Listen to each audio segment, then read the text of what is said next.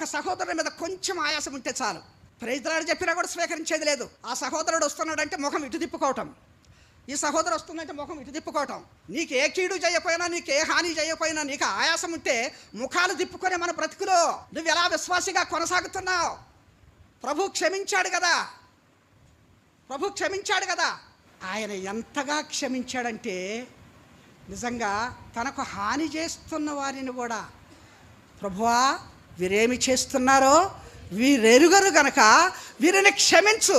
లూకాసు వార్త 23:34 మనం ఆ సంగతి చూస్తాం. ప్రభువా వీరేమి చేస్తున్నారో వీరెరుగరు గనక వీరిని క్షమించు.